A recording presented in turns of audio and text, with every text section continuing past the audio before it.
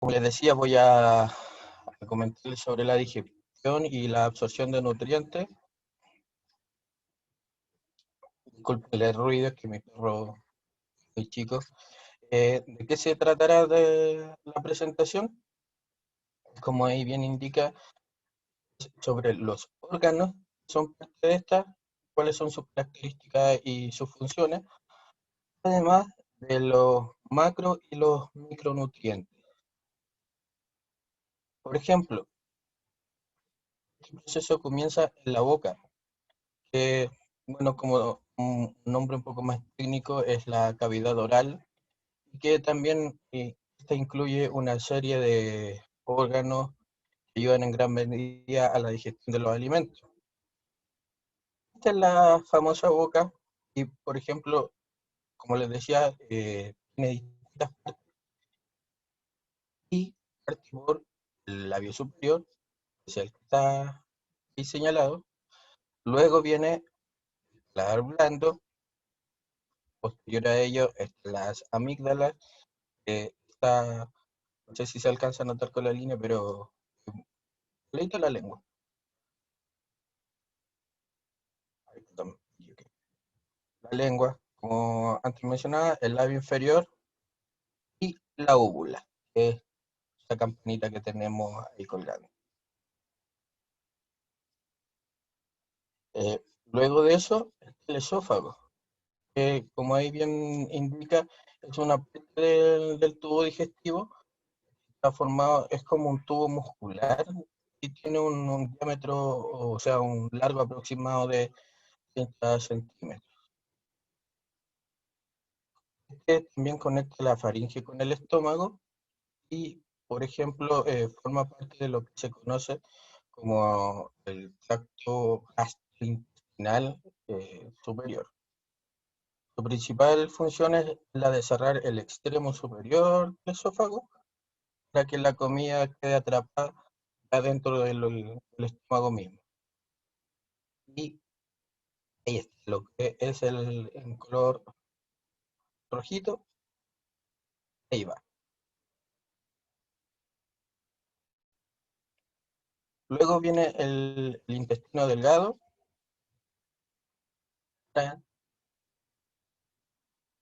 y como ahí pueden ver, es un órgano con forma tubular de unos 5 metros de largo, con una serie de pliegues que se utilizan ya para absorber los nutrientes, de modo que cuando los alimentos ya salen del intestino delgado, el organismo ya ha absorbido alrededor del 90% de los nutrientes de todos los alimentos que ingerimos. Luego de eso está el hígado,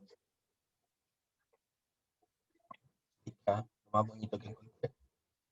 Eh, es el segundo órgano de mayor tamaño en todo el cuerpo y tiene un amplio abanico de funciones, pero lo que se puede considerar como la más importante es la producción de bilis.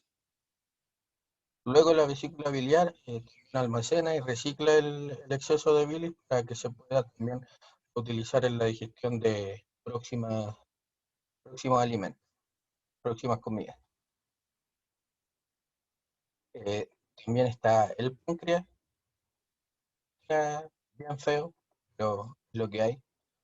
Parece lengua de choclo, pero el páncreas se es un conjunto de enzimas que son enzimas digestivas, perdón, que sirven para realizar la digestión química de todos los alimentos. También está el intestino grueso, donde se puede mencionar que este contiene una serie de bacterias que son simbióticas que descomponen los desechos y extraen pequeñas cantidades de nutrientes. Las heces se expulsan a través del canal anal. Ahí tiene un lindo intestino. También está el estómago, esa cosa ahí, con sus distintas partes. Este, como ahí bien señala también, es un saco muscular que actúa a modo de espacio de almacenamiento de los alimentos. y también contiene enzimas digestivas y ácido clorhídrico. Son dos sustancias que continúan la digestión de los alimentos, me refiero a la enzima digestiva y el ácido clorhídrico, y que comenzó anteriormente en la boca.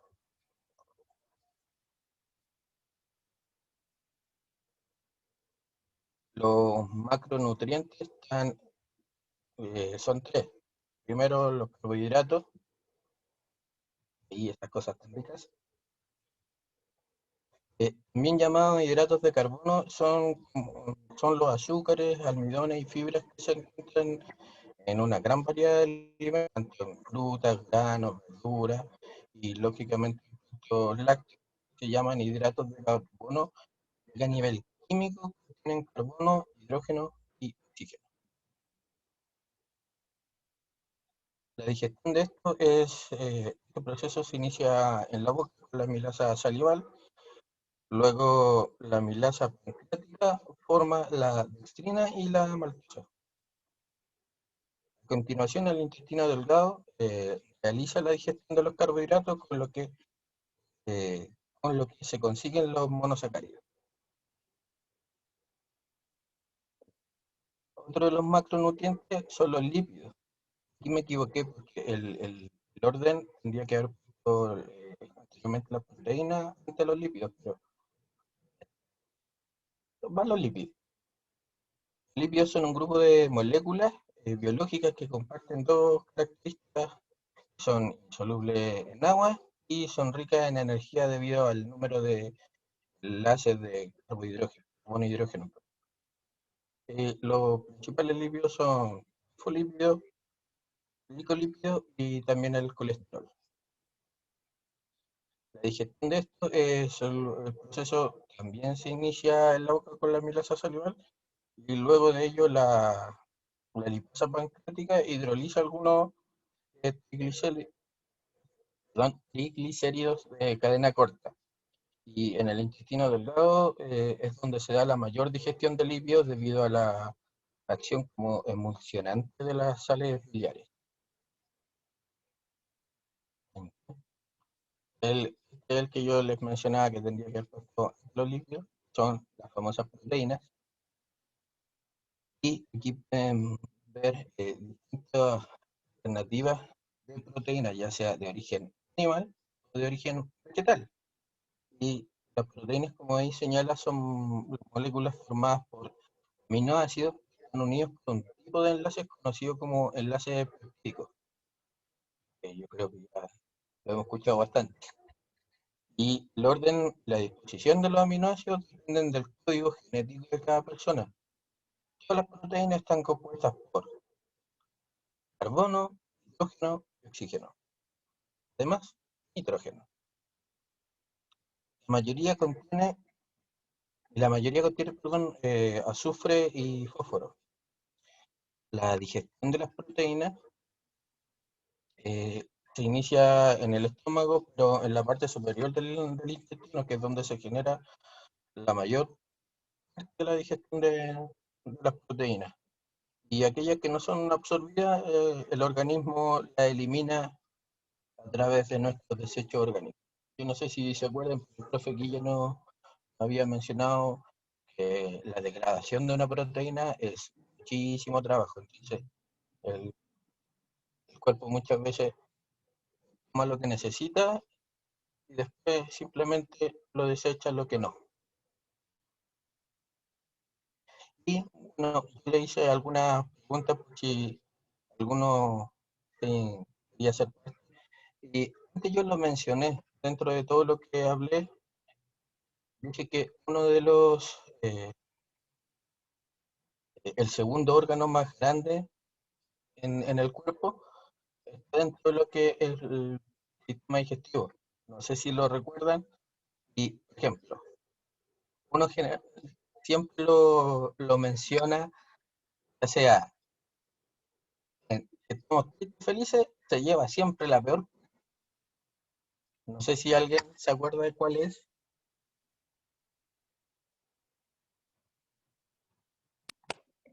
¿El estómago? Es el hígado. Ah.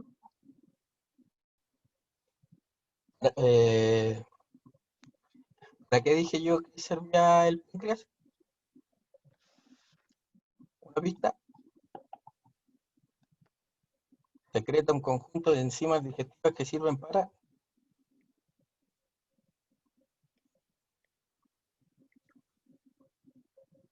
La degradación de los lípidos. Sí. ¿Está bien? ¿Sí? Ay, Sí. Eso, y yo, no sé, alguna consulta. Gracias, Cristian, por su presentación, ¿ya? Ahora vamos a comenzar con la clase de hoy. Vamos a compartir pantalla.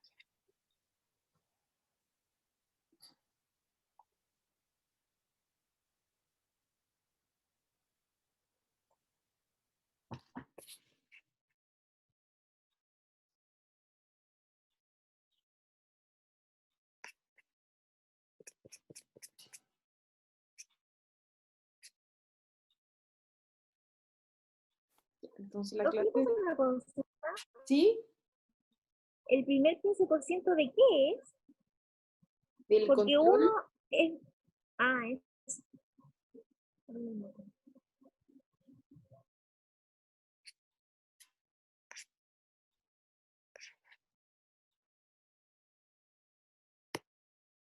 Ya chicos, vamos a partir con la clase de carbohidratos, ya hidratos de carbono.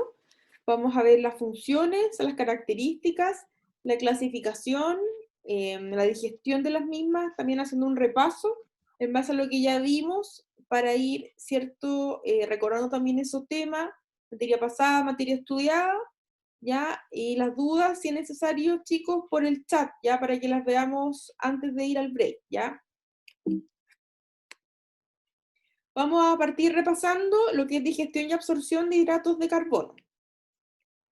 Entonces nosotros ya sabemos que cuando tenemos esta decisión, ¿cierto? En base a qué, con qué alimento, ¿cierto? Vamos a consumir, se va a iniciar esta digestión en base a qué nutrientes están contenidos en dichos alimentos, ¿ya? Los hidratos de carbono, ya nosotros sabemos que la cocción va a ablandar este tejido fibroso ya que se encuentra en las plantas.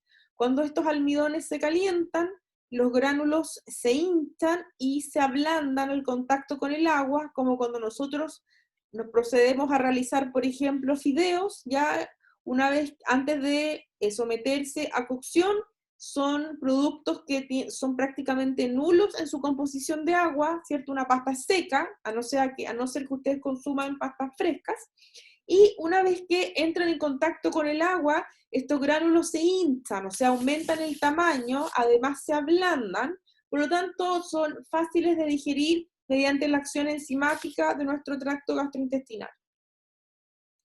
Nosotros sabemos además que hay una enzima que se encuentra en la boca, que es la amilasa, ¿cierto? Salival, la secretan estas glándulas, ¿ya? Y además estas se mezclan con el alimento durante la masticación.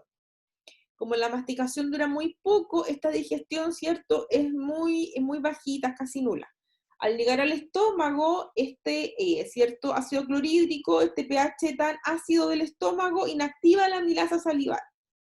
Pero luego, al llegar al duodeno, vamos a encontrar otra amilasa, ¿cierto? Que es la amilasa pancreática, que va a continuar con la digestión.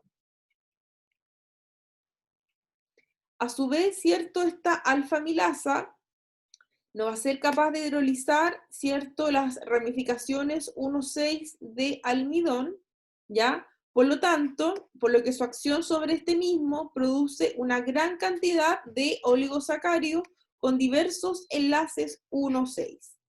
Ya vamos a ver eso. Los disacáridos además son hidrolizados por las disacaridasas, ¿cierto? Como nosotros vimos, que se encuentran en el borde del cepillo, del yeyuno, ¿ya? Estos disacáridos ya requieren la hidrólisis de los enlaces que se encuentran, ¿cierto? Uniéndolos entre sí, para que se puedan degradar.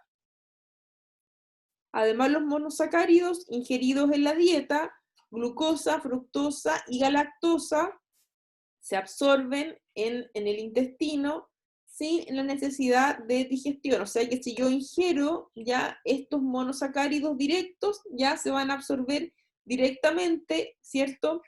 Y a su vez son una fuente muy rápida de energía. Además, nosotros sabemos que en el enterocito, ¿cierto? Existen transportadores que son capaces de capturar estos monosacáridos y poder, ¿cierto?, ingresarlos a su interior.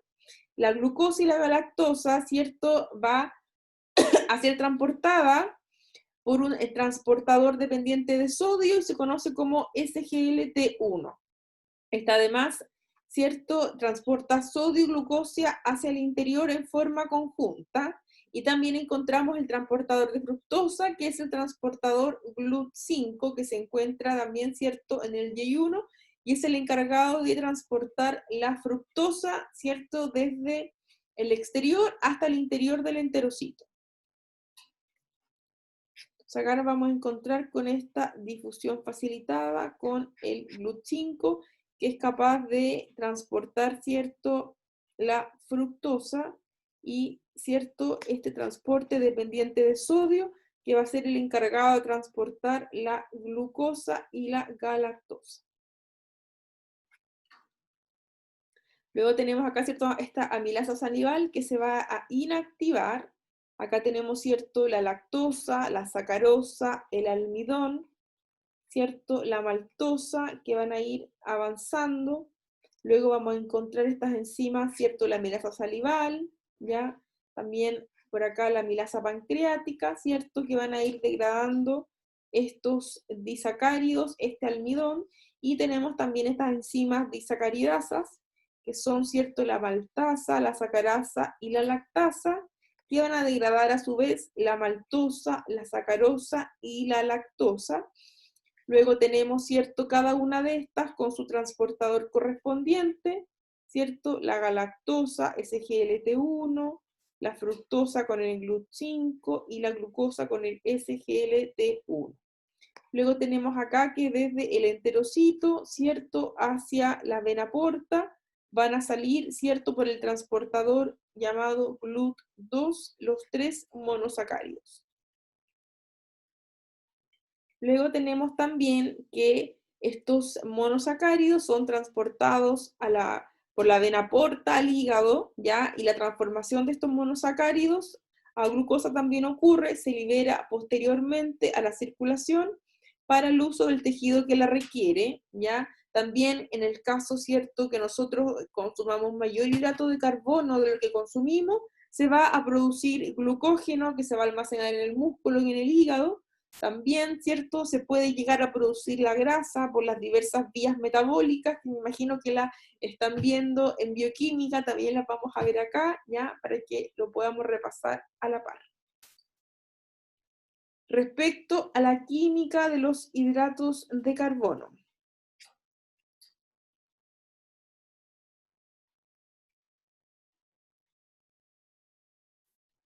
La Noelia preguntó si todo ocurría en el yeyuno. Ocurre en el duodeno y en el yeyuno, Noelia. Ok. Respecto a la química de los hidratos de carbono. De esto, chicos, ¿qué es lo que nosotros ya sabemos respecto a la química de hidratos de carbono? Su conformación, su clasificación.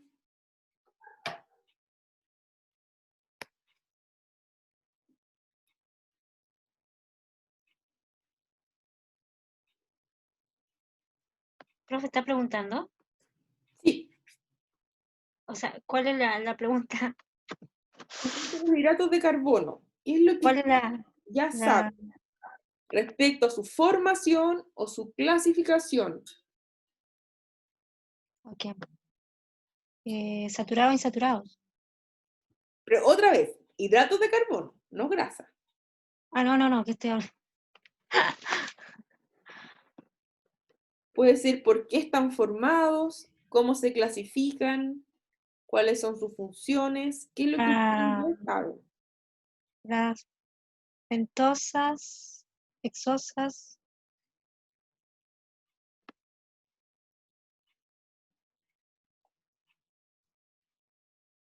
Exosas. Salió por ahí la Noe. ¿Alguien más? Vamos a ver quién está en el chat. Si alguien no puede participar, chicos, me escriben, por favor, para no preguntarles si están en turno o algo así. Cristian, ¿qué es lo que sabemos de los hidratos de carbono? Hasta ahora. Lo que ya vimos de la materia que ya estamos viendo, que ustedes pueden haber visto en bioquímica. Polisacáridos, disacáridos y monosacáridos. Eso es lo que más hemos hablado hasta ahora. Ya, la clasificación. ¿Qué más? Eh, una pregunta. ¿Que son azúcares? Son azúcares, ¿ya? Se dividen en monodipoli, también Poli. dijo Noé. Algo salió por ahí también de las exosas, ¿qué más?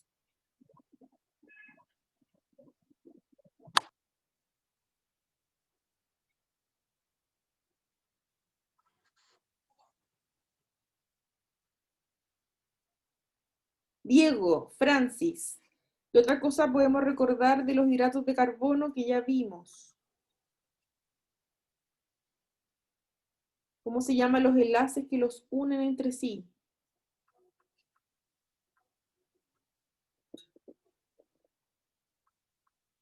Los enlaces glucosídicos. Ya, los enlaces glucosídicos, bien. ¿Qué alimentos son los que contienen en su mayoría hidratos de carbono? ¿Cereales? Los cereales, ¿ya? Bien. Las frutas y las verduras. Las frutas y la vegetales. verdura, ¿ya? ¿Todos los tipos de hidratos de carbono son digeribles y absorbibles? No, las fibras no. Ya, si vamos a tener un punto donde vamos a encontrar un tipo de hidrato de carbono, ¿cierto? Que por su composición nosotros no somos capaces de digerirlo y de poder absorberlo, ¿ya? ¿Serían las fibras insolubles? Ya vamos a ver, ya vamos a llegar a ese punto de la fibra, Noelia. ¿Algo más que agregar? ¿Vale, Matías? No, profe. No, profe, ya. Ya le voy a volver a preguntar. Gracias, chiquillos, los que me respondían. Vamos a ver, hidratos de carbono se sintetizan mediante la fotosíntesis, ¿cierto? Las hojas verdes captan la luz, CO2 y además de agua. Esto combinado con la clorofila se va a producir el hidrato de carbono. Y además se libera el oxígeno al aire como producto que sobra en esa reacción química. Nosotros ya sabemos eso, ¿cierto? Cómo se produce la fotosíntesis, cuáles son los sustratos y qué es lo que vamos a generar. O sea, acá tenemos el sol, ¿cierto? Lo que nosotros botamos cuando respiramos, nuestro producto de desecho es el dióxido de carbono, ¿cierto? El sol, el agua y este dióxido de carbono me va a dar origen, ¿cierto? A, ¿cierto? Esta glucosa más 6 moléculas de oxígeno y eso es la base de nuestra vida, ¿ya? Algunas características del hidrato de carbono que en plantas ya corresponde más o menos al 60-90% de la materia seca, en el tejido animal, una cantidad muy pequeña, como ustedes pudieron ver, ¿cierto? En la composición nutricional, ¿cierto? De los animales, ya está compuesta muy bajita de hidratos de carbono. Entonces se sintetizan por vegetales en la fotosíntesis, su uso son las fuentes de energía y el tejido de sostén en las plantas. Los animales, a su vez, dependen del reino vegetal como fuente de estos compuestos vitales. El hombre utiliza los hidratos de carbono, el 60-65%, es más o menos de la dieta mundial de las personas, se basa a hidratos de carbono. También se utiliza el hidrato de carbono como vestimenta, ya como habitación, lavadera, como combustible también, productos de papel, productos como el papel, ¿cierto? Que también junto con la madera se utilizan dentro de la vida normal del humano. Los glúcidos, como la glucosa, viene del griego glikis, que significa dulce. Es el nutriente más abundante de la naturaleza y su fórmula general es CH2O, y esto entre paréntesis y un N. el n va a ser el número que va acá, ¿cierto? Se va a multiplicar por lo que está dentro, por lo tanto, me imagino que esto ya lo vieron en química. Por ejemplo, si acá hay un 5, ya va a ser 5 carbonos, 10 hidrógenos y 5 oxígenos, ¿ya? Si hay un 6 carbonos, 12 hidrógenos y 6 oxígenos, ¿ya? Esa es la fórmula general.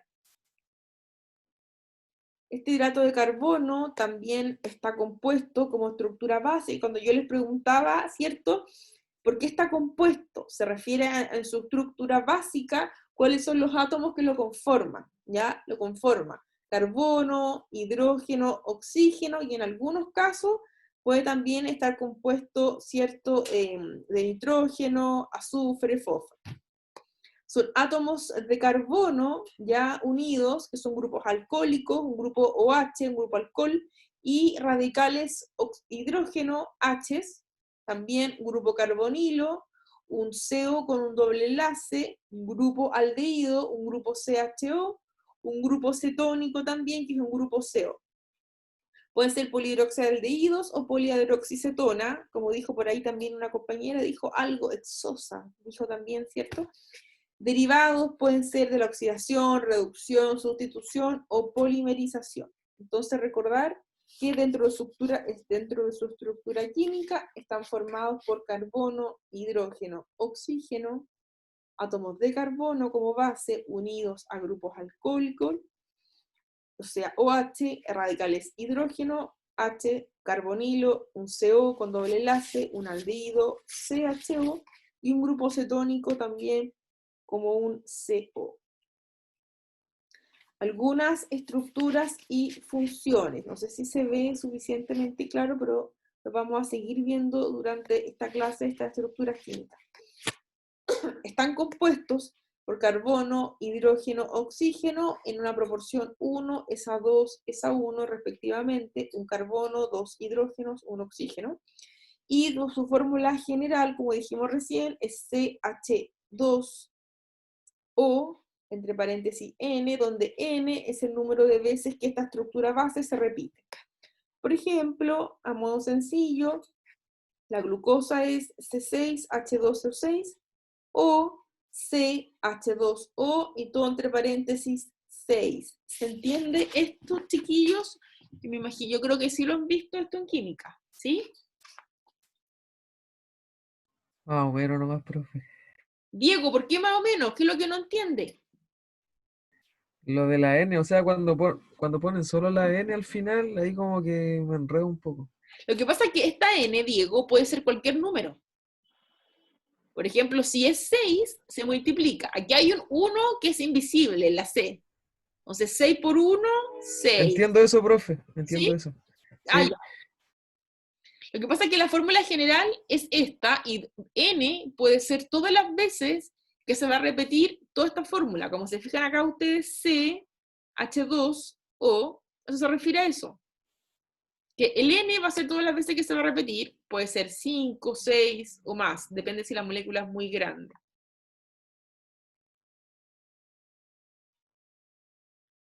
Lo que pasa es que la N es la estructura básica, porque Como algo general, o sea, el N va a variar de acuerdo al número de carbono.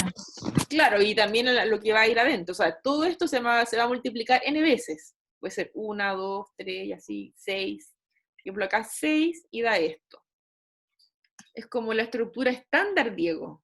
Si yo quiero decir, no quiero decir un carbohidrato en específico, solo me quiero referir en la prueba a un carbohidrato en general y les puedo decir cuál es la fórmula general de los carbohidratos.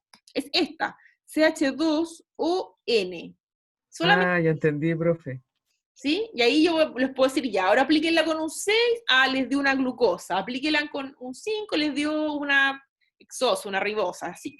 Eso va a depender, y lo vamos a ver ahora a continuación cuando tienen las figuras en el tiempo, cuando son lineales o cíclicas. Pero es como la estructura tipo, ¿ya? La base. Entonces acá tenemos una fructosa, una galactosa, una glucosa, si se fijan, son muy parecidas, ¿ya? Acá tenemos, Profesora, ¿sí? ahí está como, o sea, separado linealmente los números, o sea, la estructura de cada carbono, pero en general toda la línea. Exacto, es toda la línea, es para que ustedes lo puedan ver más lineal. Entonces vamos a tener acá en el extremo, ¿cierto? Un H, acá tenemos todas iguales, pero acá, por ejemplo, tenemos de distinto, que ya se separó la fructosa distinto, y acá tenemos un doble enlace en el extremo, ya con un CO. Acá tenemos un grupo normal, que es un carbono con un grupo alcohol y un grupo, un exterior hidrógeno al otro lado, después sigue un grupo, ¿cierto?, con un doble enlace, un carbono, y así sucesivamente. Pero si se fijan, su estructura base, como les decía recién, son muy parecidos entre sí. Se van a diferenciar, básicamente, tenemos acá, por ejemplo, la fructosa se diferencia acá porque tiene este doble enlace en el carbono K2. Mientras que la glucosa y la galactosa tienen este mismo doble enlace, CO, pero en el carbono del extremo, ¿ya? Y acá si se fijan también las similitudes, vamos a encontrar en el 1, 2, 3, 4, acá tenemos también invertido, 1H, tenemos acá un H, un C, 1H en la glucosa, y en la galactosa un OH, un C y un H, o sea, vamos a encontrar que estos grupos se encuentran invertidos, pero si se fijan su conformación general es muy parecida entre sí, donde los átomos que la forman son carbono, hidrógeno y oxígeno. Entonces acá tenemos ciertos estos monosacáridos, aldosa, cetosa, los oligosacáridos, disacáridos, trisacáridos, decasacáridos, que en el fondo por lo único que se van a diferenciar es por el número de carbono, ya, entre sí, que vamos a encontrar, o cuántos monosacáridos están unidos para formarlo, ya, porque tenemos uno, ya vamos a ver esta diferencia de las aldosas y cetosas, acá tenemos dos, ya, por ejemplo, ¿cuál era un disacárido? Acuérdense. Lactosa.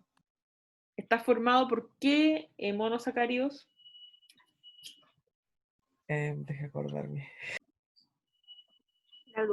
La glucosa, la Glucosa galactosa y y la fructosa. galactosa. Ya, entonces acá tendríamos, en los monos tendríamos, ¿cierto? Glucosa, galactosa. Galactosa. Y en los di, por ejemplo, la lactosa, para que se vayan más o menos ubicando, ¿ya? Ya vamos a ver todo el resto.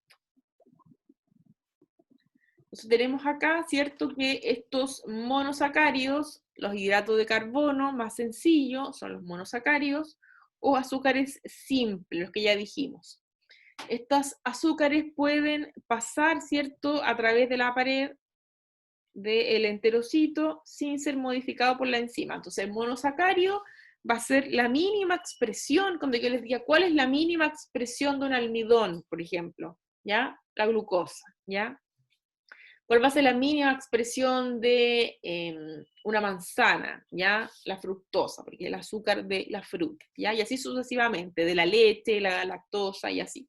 ¿Ya? Entonces, estos van a ser la mínima expresión, y estos, como son los más pequeñitos, que ya no se pueden seguir dividiendo, son los que se absorben, ¿cierto?, en el duodeno, en el yeyuno también ocurre ya esta absorción de estos monosacáridos.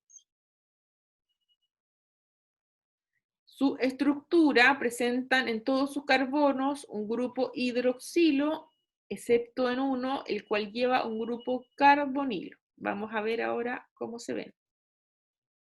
Entonces tenemos estos monosacáridos, ya, que pueden ser cetosas o aldosas.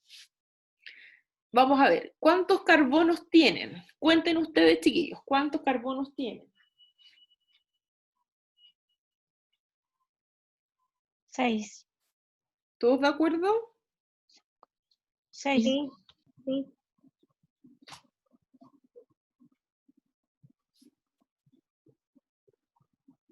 Ya la Vale me avisa que solo puede escuchar, no participar. Bueno, vale. La Yera le está igual, así que no les pregunto. Ya, entonces todos estamos de acuerdo que aquí hay 6 carbonos, ¿cierto? ¿Qué es lo que los diferencia a estos dos, a esta fructosa con esta glucosa? ¿Qué los diferencia? El doble enlace. ¿Dónde se encuentra en la aldosa En el primer carbono, y en la acetosa? en el segundo. Ya, entonces, esa va a ser la diferencia ya entre una aldosa y una cetosa. Si bien ambas, ¿cierto? Estamos de acuerdo que tienen 6 carbonos. ¿Dónde se encuentra, cierto, este grupo carbonilo, que es un grupo CO con doble enlace? En la aldosa va a ser en un carbono terminal, ¿ya? Mientras que en la cetosa, dice si el grupo carbonilo se encuentra en un carbono secundario, ¿ya? Acá vamos a encontrar que es una cetona, que en este caso se llama cetosa, ¿ya? Entonces, estos van a ser dos monosacáridos que se diferencian entre sí por la ubicación del grupo carbonilo, y a su vez esta diferencia es lo que hace que a la glucosa sea una aldosa y la fructosa una cetosa.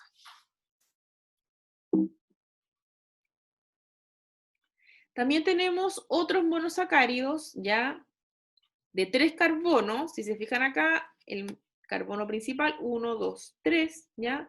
Que son triosas. Por ejemplo, la glicerosa. De 4 carbonos se llama terrosa. De 5 carbonos, pentosa. Por ejemplo, las ribosas, ¿ya? ¿Se entiende por qué es C3, H6, O3, C4, H8, O4, C5, H10, O5? ¿Se entiende? Sí, que son 3 carbonos, 6 hidrógeno y 3 oxígeno. ¿Sí? Diego, ¿sí? No, profe, no, sí, verdad. Sí, Pero sí, Diego, se entiende. no juegue con mis sentimientos, no sea malulo. Ya, sigamos. Profe, disculpe, a mí me queda una duda con la Sí. imagen anterior. ¿Ya? Usted dice que al final sí está arriba, Claro, que el grupo carbonilo se encuentra al final. Al ¿sí? final lo entiendo abajo. ¿Cómo? Yo que diga al final, lo Ujú. entiendo que eso es abajo, no arriba. Se refiere al extremo terminal, Cristian. Vale decir, el un carbono o el último. Ah, ¿Ya? Dice al final de la cadena. sí. ¿Ya? Se refiere como puede ser el 1 o el 6, pero es como el extremo, mientras que el otro está en un carbono secundario, interno. Sí, no, eso sí lo tenía claro, pero es que me queda la duda de por qué decía al final y yo lo veía arriba. No, se refiere al terminal, Ya, al extremo. bacán. O sea, acá tenemos, ¿cierto?, las triosas, terrosas, pentosas. Luego tenemos acá, dentro de los monosacáridos, ¿cierto?, la ribosa, que es un importante constituyente del ácido ribonucleico, ADN, ARN, nucleótidos y ATP.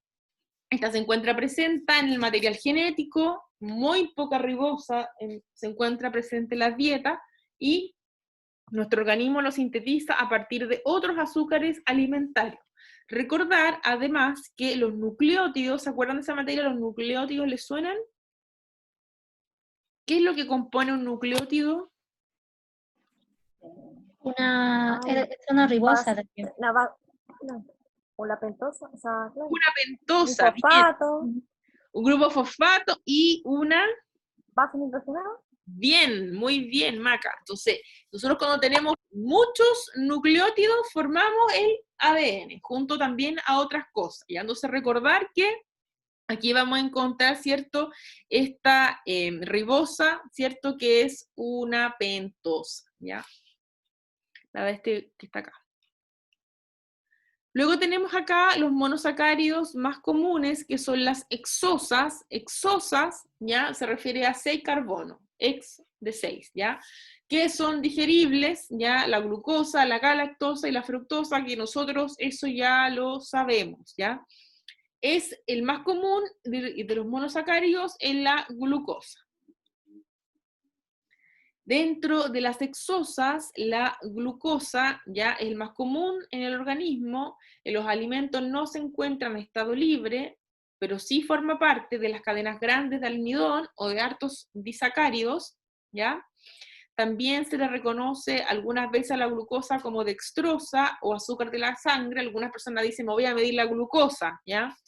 La glucosa también existe en su forma de anillo de 6 carbonos, como se encuentra acá. Acá está lineal y acá está en su forma de anillo, ¿sí?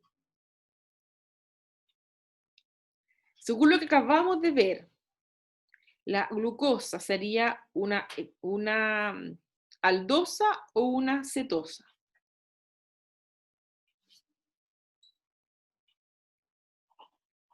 ¿Una aldosa? Una aldosa. ¿De acuerdo todos con la Marjorie, no? Sí. Sí, todos. ¿Dónde se encuentra el doble enlace? Ah, En en el el terminal. terminal. Carbono terminal. En Veamos. el extremo. Por lo tanto, ¿cierto? Sí, como está en el carbono terminal, sería una aldosa. Bien. Aldosa. Entonces, luego tenemos acá la fructosa, ¿cierto? La fructosa se encuentra en la fruta, en la miel, después de absorberse en el intestino delgado ¿cierto? Y transportada al hígado, es metabolizada también a glucosa en casi su totalidad o en intermediarios de la glicólisis.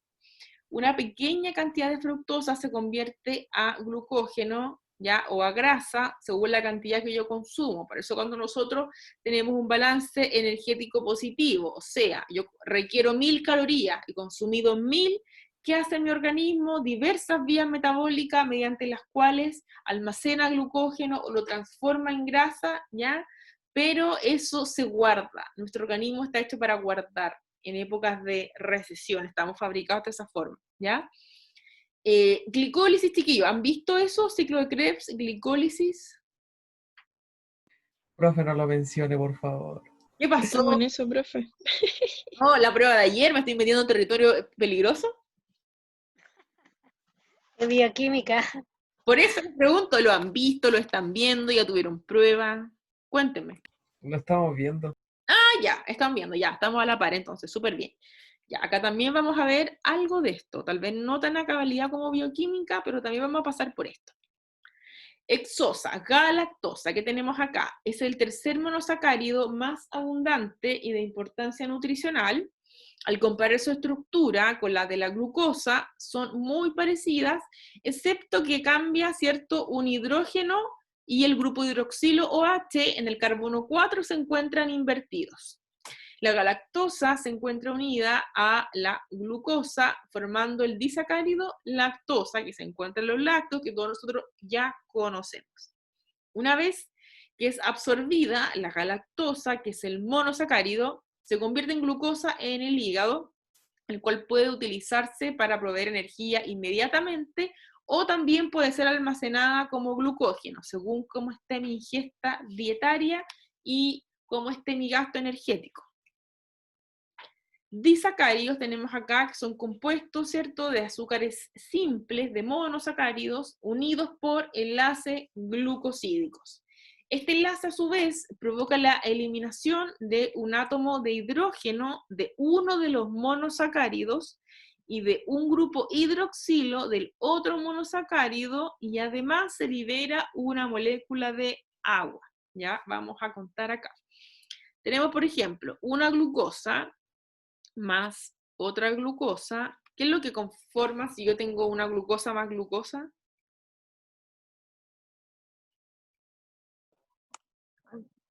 Una... No sé si me equivoco, pero...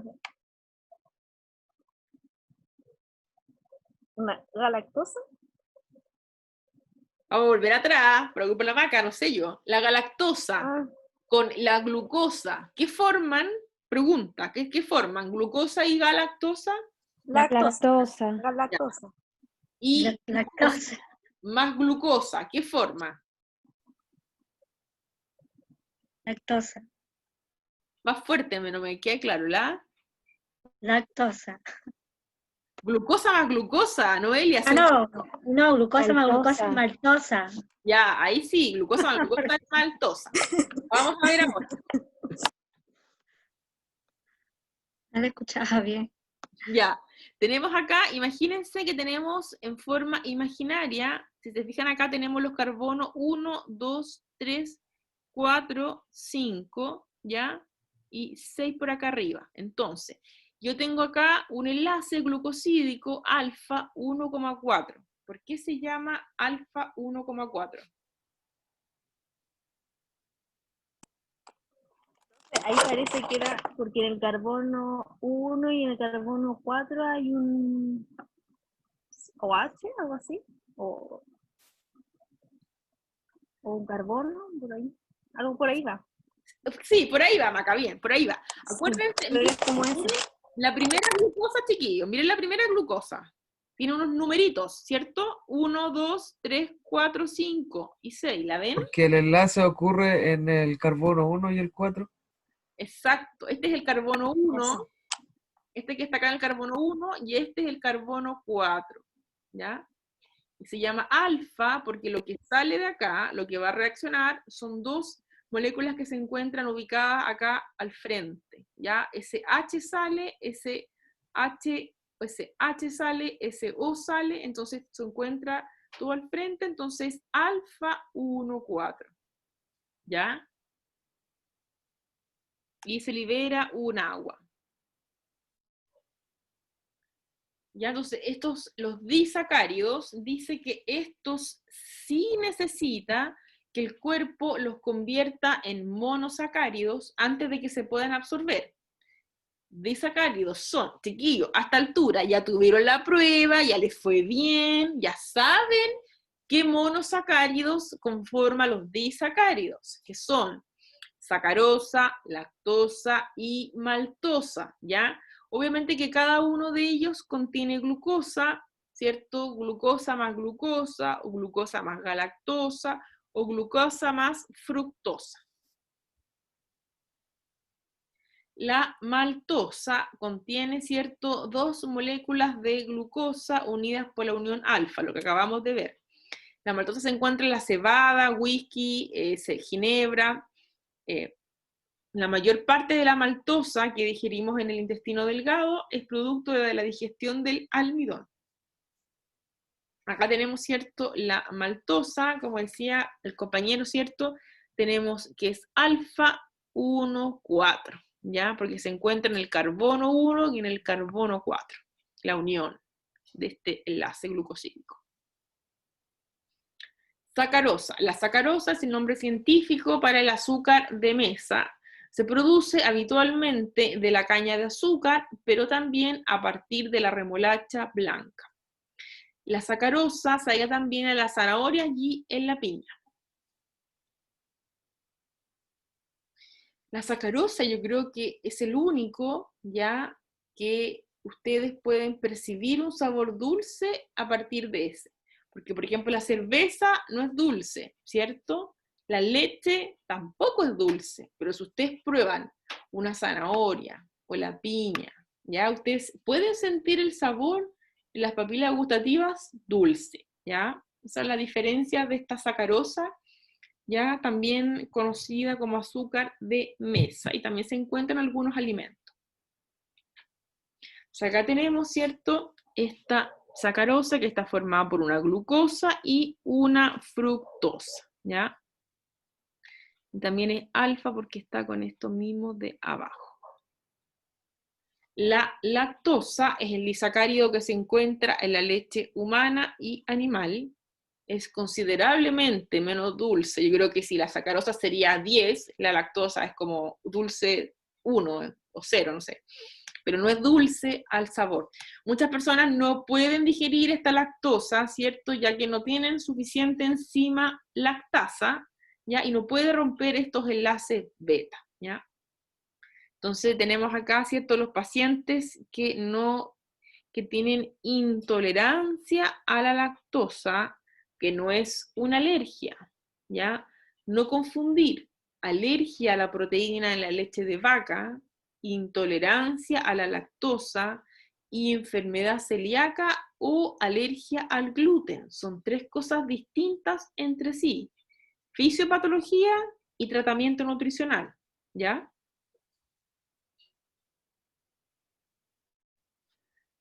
Disacáridos, la lactosa. Tenemos acá, ¿cierto? Profe, Sí. ¿qué diferencia entonces habría entre la gente que es alérgica al gluten y la celíaca? Yo pensé que era lo mismo, era como prácticamente lo mismo. No, sí, eso es del mismo grupo, alérgica al gluten de celíaca, esa es algo, pero es como, es A, intolerancia a la lactosa es B, y alergia a la proteína de la leche de vaca es C, Ya, entonces vamos a tener un grupo que son alergias alimentarias y otro grupo que son intolerancias, que tienen distintas Ya. patologías y distinto tratamiento nutricional. Ya. Pero claro, lo de los celíacos sí, pero lo que pasa es que además los celíacos a su vez tienen su propia clasificación, que tiene que ver con hipersensibilidad, enfermedad celíaca, alergia, tiene, supone el grado de tolerancia que la persona tiene con el gluten.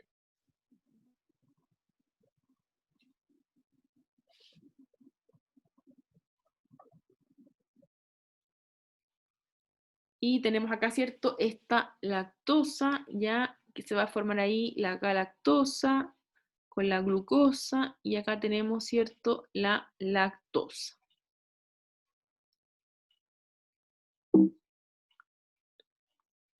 Luego tenemos acá los oligosacáridos, que son polímeros de 3 a 20 monosacáridos, de bajo peso molecular, hidrosolubles y muy dulces. Aquí tenemos algunos oligosacáridos importantes en la nutrición, como la rafinosa y la estaquiosa, un trisacárido y un tetrasacárido, que se encuentran en las legumbres.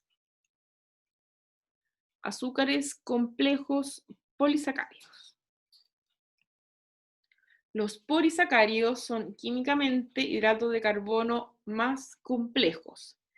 Tienden a ser insolubles en agua, pueden ser digeribles o no digeribles, y pueden contener hasta 1000 unidades de monosacáridos.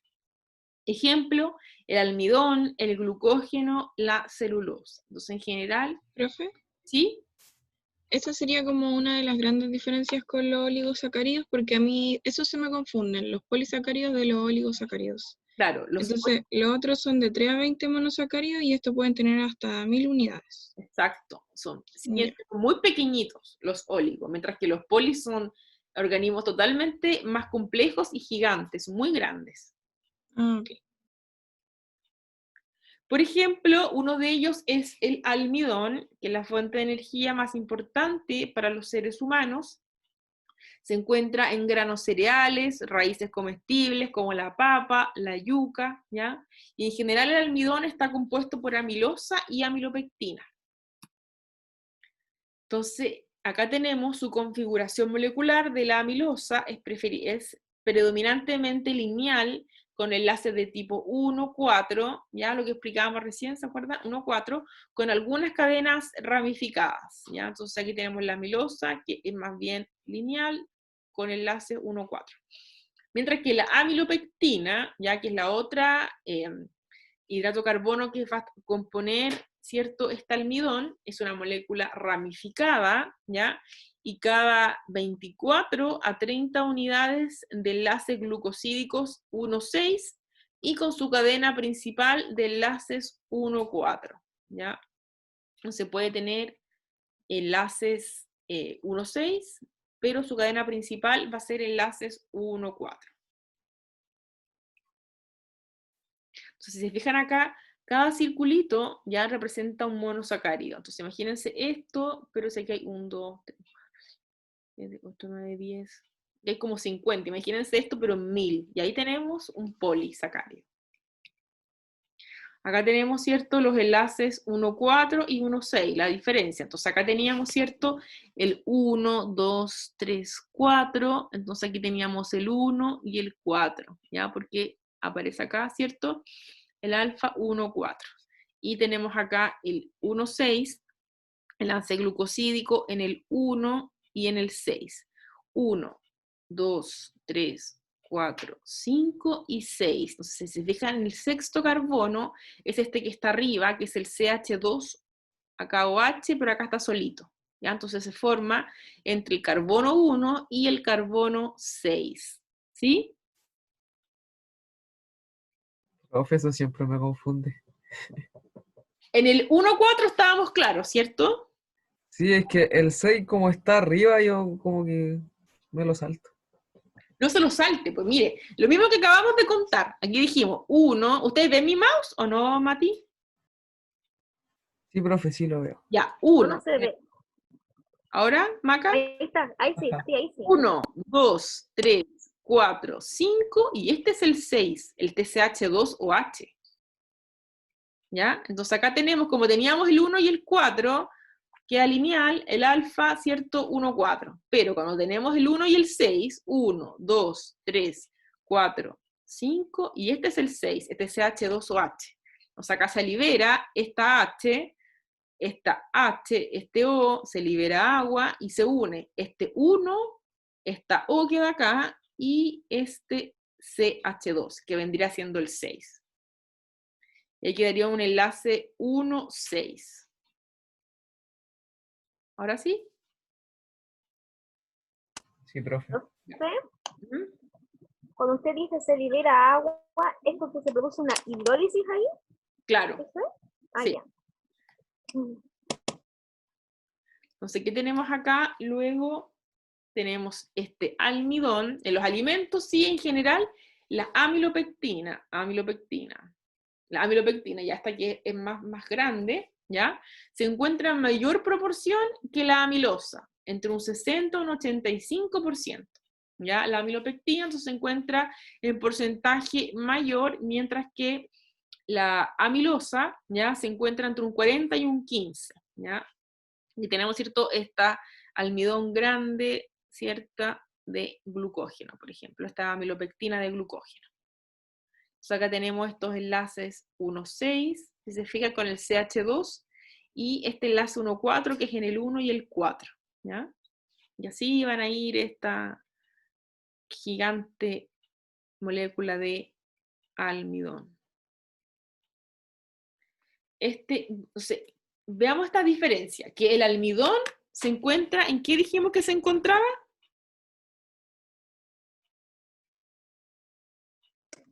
En las papas. Papa, en la pasta, ¿ya? ¿Qué pasa ahora con el glucógeno? ¿Dónde se encuentra el glucógeno? En los músculos.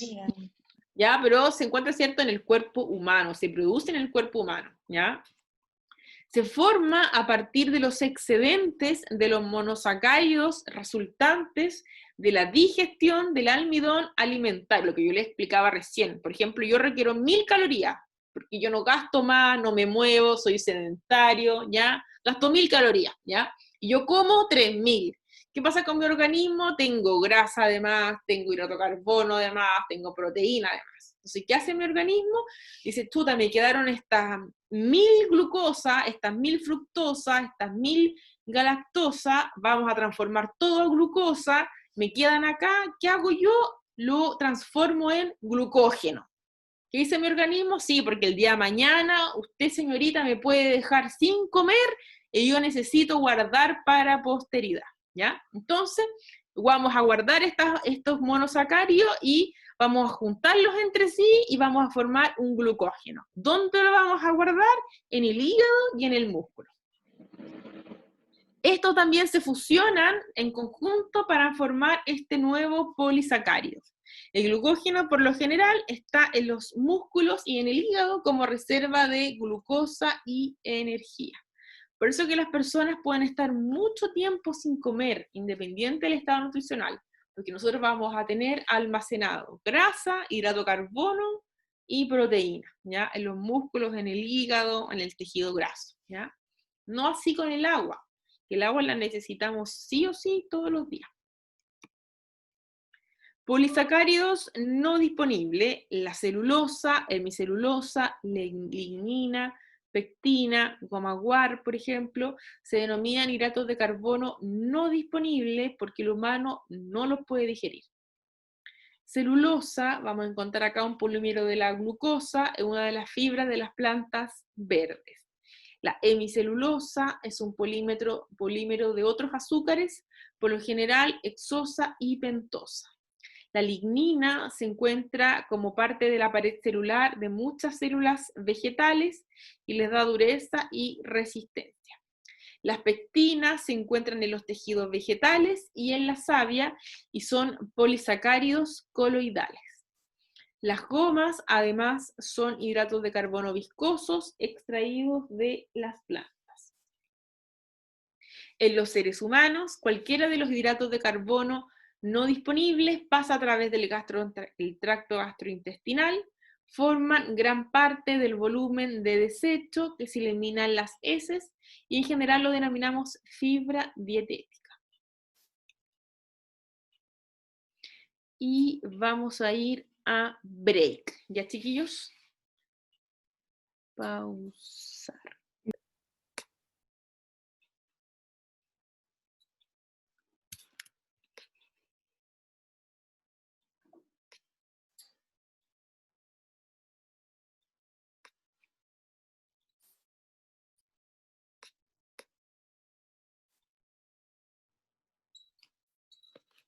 Ya, en base a las funciones de los hidratos de carbono, vamos a continuar ahora. Nosotros sabemos que dentro de la alimentación diaria, aproximadamente entre un 50 y un 60% de la alimentación diaria, ¿cierto?, va a estar dada por los hidratos de carbono, ¿ya? Una de sus funciones es la función energética, ya que es un combustible de uso inmediato y reserva también de movilización rápida. En el fondo, si yo lo consumo o si tengo almacenado, funcionan en forma rápida en el organismo con sus vías metabólicas. También es un combustible para cerebros, para el cerebro, para impulsos nerviosos, ¿ya? Es un ahorrador de proteína, ya que en condiciones ideales yo no debería obtener mi energía de proteína, y también es un efecto anticetogénico, ya que yo tampoco debería obtener en mayor medida, ¿ya?, mi energía de las grasas. La función no energética ya habla de la salud del tracto gastrointestinal, que es asociado a la microbiota, ¿cierto?, y a la fibra, que ya lo vamos a ver. Pues aquí recordar esto a modo de resumen. Tenemos, ¿no es cierto?, nosotros las proteínas, ya que se degradan aminoácidos, los hidratos, azúcares simples, y los lípidos, ácidos grasos. Vamos a encontrar, ¿cierto?, esta vía de la glicólisis, ya las proteínas acá como piruvato. Ya luego vamos a encontrar acá también las proteínas y ácidos grasos como acetil-CoA, estos azúcares simples en el poder reductor, y mediante todos ellos yo puedo obtener ATP, ¿ya? Y como productos de desecho, ¿cierto?, el agua, el CO2 y el NH3, ¿ya?, que se van a la respiración, ¿ya?, a la orina. Luego tenemos la función estructural, ya que forma parte de estructuras celulares, ya sea de plantas y también de tejidos animales, ¿ya? Profesora, una consulta. Lo que pasó del ciclo de Krebs, el piruvato ¿cuántos carbonos tiene? La verdad no lo he visto. ¿Cuántos son? Noelia, todo esto lo vamos a ver en la próxima clase en todo detalle. Ah, ok. ¿Ya? Esto era como, acuérdense de esto, pero lo vamos a ver la próxima semana. Ah, ok. ¿Ya? De los tejidos, ¿cierto?, animales, como la celulosa, la quitina, forman parte, ¿cierto?, de las plantas. En cuanto a los tejidos animales, ya, de sostén, tejido conjuntivo, óseo, cartílago, polisacáridos nitrogenados, ya, glicosaminoglicanos o mucopolisacáridos. De las paredes celulares también forman parte la celulosa y también algún exoesqueleto de artrópodos, ya la quitina también forma parte de ellos. De la función informativa, recordar biología, primer semestre, nosotros encontramos acá ciertos glicoproteínas y glicolípidos en la superficie celular, ciertos glicolípidos y glicoproteínas que tenían funciones tanto de reconocimiento celular, de aglutinación, de coagulación y reconocimiento de hormonas, ¿cierto? Acá teníamos la bicapa lipídica y algunos glicolípidos, glicoproteínas, que se encargaban, ¿cierto?, de reconocer algún organismo, alguna sustancia que era necesario que entrara, ¿cierto?, a la célula. También forman parte de esta función informativa los antígenos de los grupos sanguíneos, ¿ya? Y también las uniones de proteínas a las cadenas de oligosacáridos. Encontramos acá que el plegamiento de las proteínas sea el correcto, el marcador para que puedan llegar a su destino, ya sea dentro de la célula o para ser secretada, evitar también la digestión por proteasas y también aportar cargas que aumentan su solubilidad. En la función de detoxificación para compuestos metabólicos potencialmente muy tóxicos, ¿ya? Por ejemplo, bilirrubina, hormonas esteroideas. También nos ayuda a defendernos de la toxicidad de metabolitos secundarios, de toxinas vegetales, de antibióticos, de fármacos, drogas, insecticidas, que esto se puede encontrar en algunos fármacos o en algunos alimentos, ¿ya? Todos ellos son muy poco solubles en agua. Entonces, ¿qué pasa con todos estos compuestos metabólicos o potencialmente tóxicos? Se eliminan conjugándolas con ácido glucurónico y esto se elimina en la orina, ¿ya? Entonces nos ayuda también a que formar estos compuestos, que se aproveche lo que se tenga que aprovechar de ellos y luego eliminarlos. ¿Han escuchado hablar, chicos, del índice glicémico? Sí, profe. ¿Qué creen que es el índice glicémico? Yo me acuerdo de algo como de los exámenes de sangre, igual que a veces te miden eso. ¿Ya?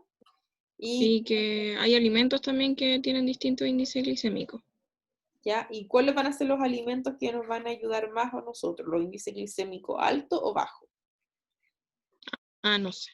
Ahí sí que no sé. Ya, pero bien. O bajo. Profe, ¿es Maca. lo mismo que la insulina? O sea, cuando sube algo que baje la insulina, no sé si baja, sube la insulina, ¿es eso? Ya, ¿qué pasa? No se supone que no tenemos que tener la glicemia muy alta. Cristian iba a decir algo. Dígame, Cristian.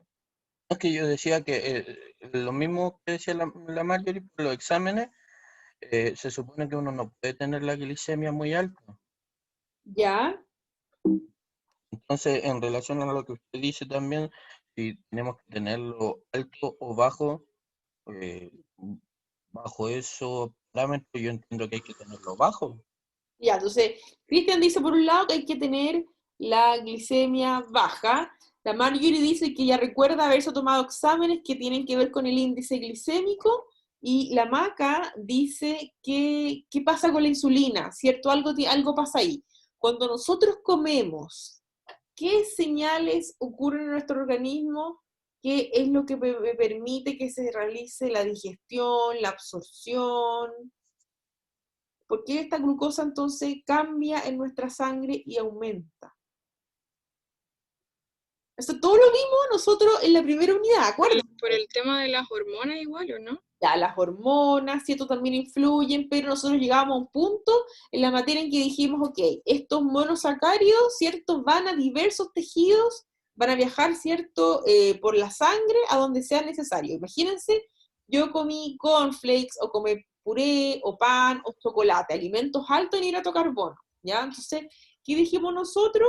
Va a llegar un punto en que mi organismo va a transformar toda glucosa y se va a liberar, ¿cierto?, a mis vasos sanguíneos. Entonces, ¿cómo responde mi organismo ante un alza en la glucosa sanguínea? ¿Qué se libera en el páncreas?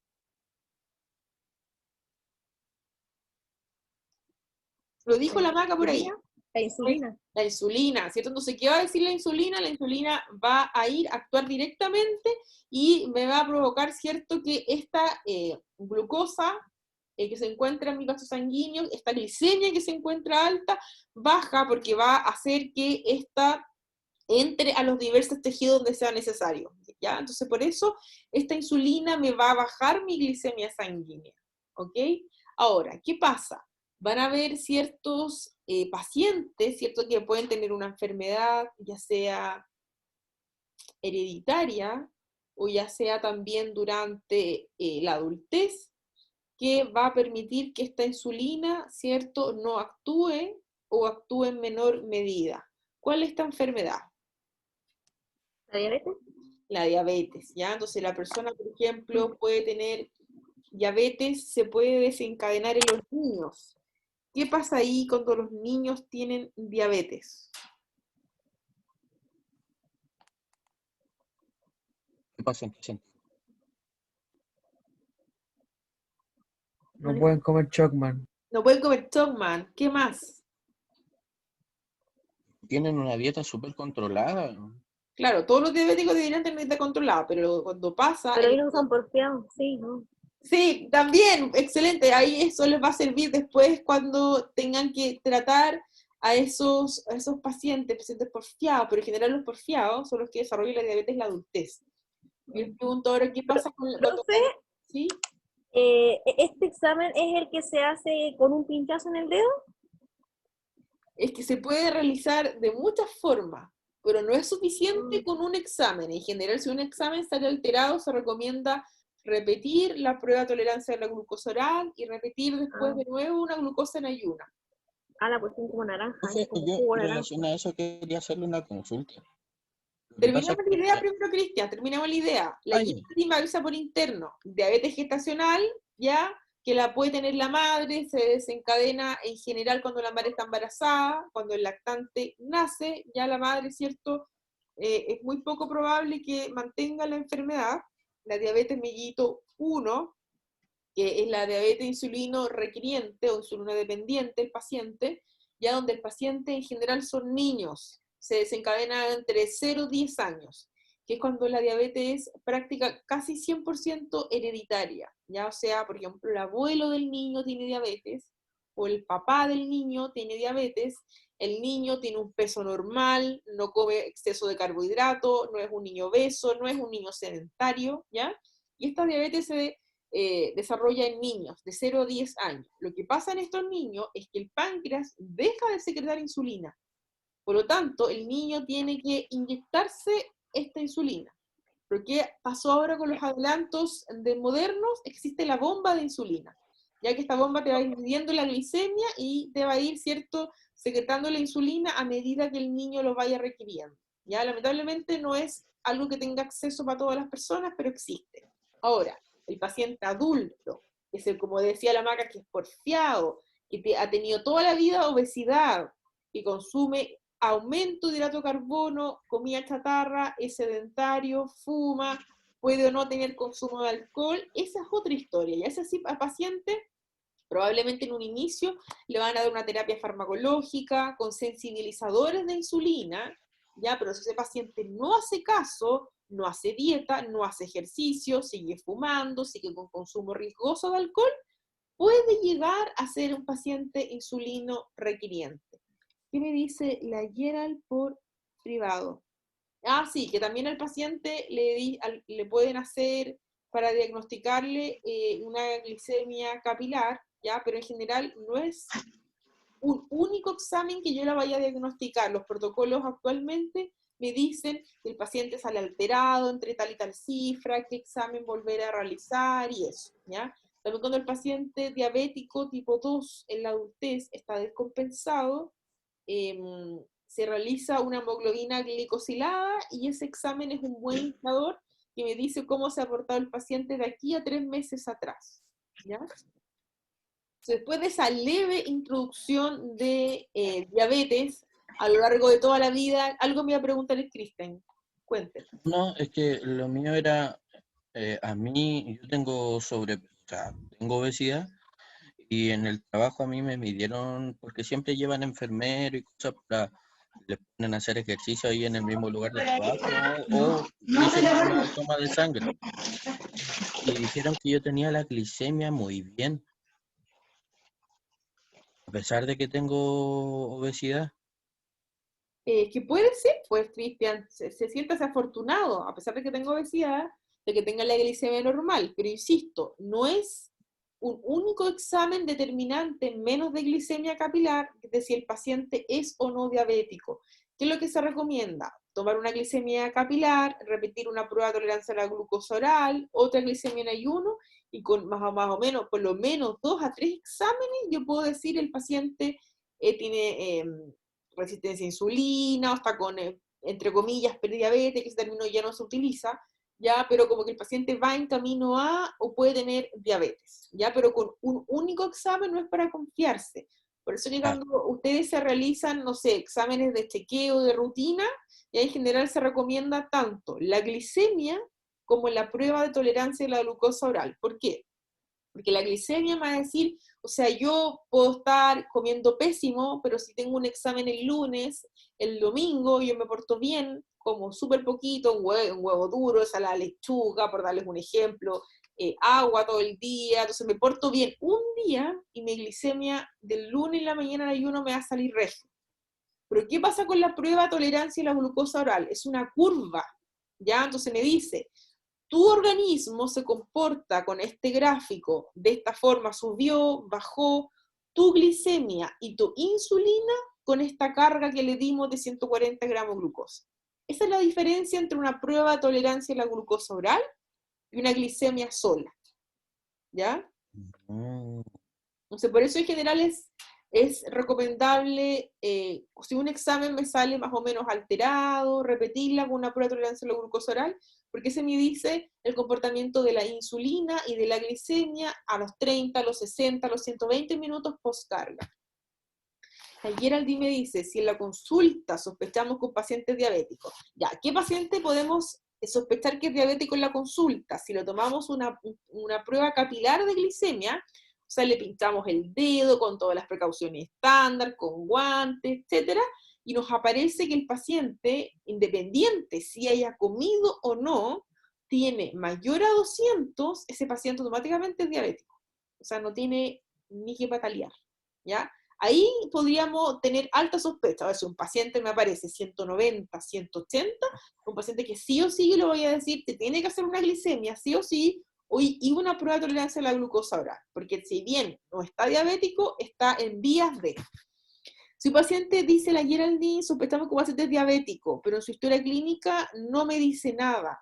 Como Nutri, ¿la podemos ordenar? Claro, podemos hacer una orden de exámenes y decirle al paciente que vuelva al próximo control, la dieta que le dimos, y además que se haga estos exámenes de rutina, que pueden ser hemograma, para ver si el paciente puede estar con anemia, porque hay pacientes que independiente que estén con sobrepeso, pueden también tener anemia, ya como están los triglicéridos, cómo está el colesterol, etcétera, y además la glicemia y la prueba de tolerancia a la glucosa oral, ¿ya? Profesora, o sea, nosotros también podemos dar, ¿cómo se dice? Órdenes Sí. de exámenes médicos. Sí. Ah, ok, entonces podemos, o sea, al margen de que la persona no haya ido al médico. Exacto, al margen de que la persona no haya ido al médico. Bueno, vaya. ¿Ya?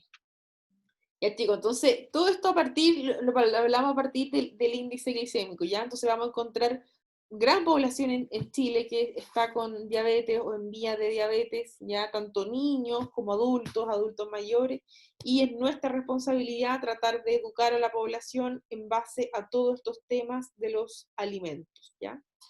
Ahora volvamos al índice glicémico. ¿Tiene relación con todo lo que dijeron ustedes? Sí. Y ahora vamos a ver lo que es. Índice glicémico y carga glicémica. Nuestro organismo funciona de diferentes formas ante diversas fuentes de hidratos de carbono.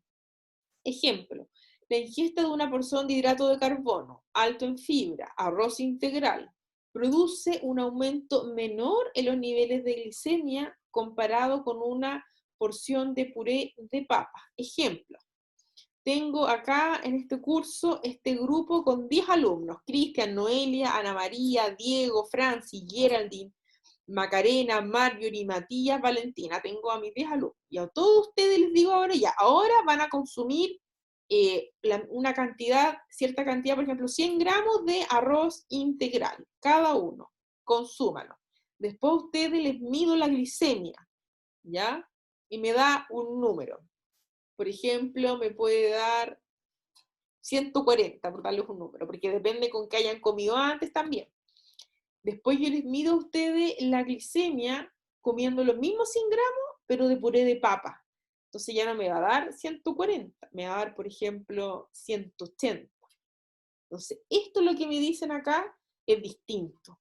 ¿Cómo les va a subir la glicemia a todo este grupo que come arroz integral, 100 gramos, y a este mismo grupo de personas, cómo les sube la glicemia al comer una porción de puré de papa? Entonces, los investigadores han desarrollado dos instrumentos para poder predecir la respuesta, cómo va a responder esta glicemia, ¿cierto?, a varios alimentos. Ahora, ¿qué es el índice glicémico? Es una escala que clasifica los hidratos de carbono según su capacidad de incrementar los niveles de glicemia. Vale decir, en qué velocidad aumenta y cuánto aumenta. Lo que les explicaba recién, ¿cierto? Por ejemplo, si comparamos el puré de papa con el arroz integral en cierta población, va a arrojar valores similares, ¿ya? Un tipo de alimento versus otro, ¿ya? Entonces, se mide comparando el incremento, o sea, nuestro gold estándar, nuestro 100, va a ser la glucosa pura o el pan blanco. Este alimento va a tener el 100, o sea, yo, Cintia, voy a consumir pan blanco y la glicemia esta que me da el pan blanco va a ser un valor de 100. Y todos estos alimentos se van a comparar con este valor. ¿Por qué con el pan blanco? Me refiero al pan blanco de molde, ¿ya? Es porque este pan blanco es uno de los que me arroja el índice glicémico más alto, ¿ya? Entonces, nuestro máximo va a ser glucosa o pan blanco, y de ahí hacia abajo voy a encontrar el resto de los alimentos. A la respuesta, ya, frente al alimento utilizado como referencia, se le da el valor de 100, o sea, glucosa o pan blanco, y todos estos alimentos se van a comparar con este valor, utilizando como expresión un valor porcentual, o sea, todos los números van a ser menores a 100, porque el máximo ya tenemos que es el pan blanco, y ese va a ser 100. ¿Profe? ¿Sí? ¿Qué significa alimento aislado? ¿Cuál sería el aislado versus el inducido? Arriba, la segunda línea del párrafo primero. No, pero se refiere a lo que acabo de explicar yo, Maca, no sé qué intenté decir, pero se refiere como que nuestro gol estándar va a ser el pan blanco. Entonces yo voy a comparar, por ejemplo, brócoli con pan blanco, asumiendo que el pan blanco es el máximo.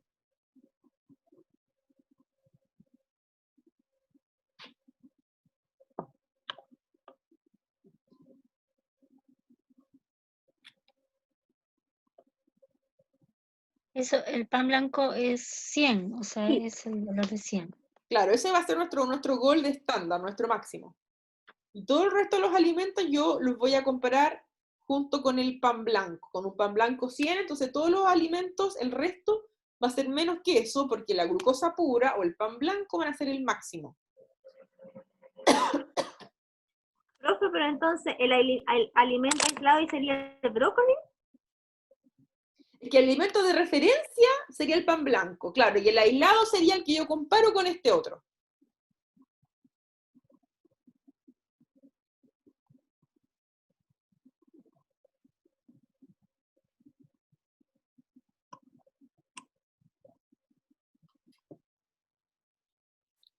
Ahora, ¿cómo se realiza el protocolo para el estudio del índice glicémico? Con 50 gramos de hidrato de carbono del alimento, muestras sanguíneas, la primera hora cada 15 minutos, la segunda hora cada 30 minutos y la tercera hora cada 30 minutos. Y se compara la respuesta de este alimento, prueba comparada con el alimento de referencia. Vamos a encontrar que este índice glicémico se puede clasificar en 3 categorías. Un paciente puede tener índice glicémico alto, intermedio o índice glicémico bajo. El índice glicémico alto es mayor a 70, entre 70 a 100, intermedio entre 56 a 69 y el índice glicémico bajo entre 0 a 55.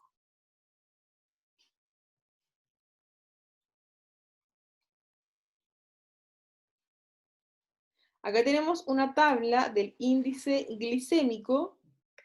Podemos analizar los alimentos, ¿cierto?, que eran mayor a 70, ya encontramos acá, por ejemplo, la glucosa, la maltodextrina, que es una solución que se utiliza en los Cuando, por ejemplo, los niños están desnutridos, los lactantes, se le agrega maltodextrina a su fórmula láctea, ¿ya?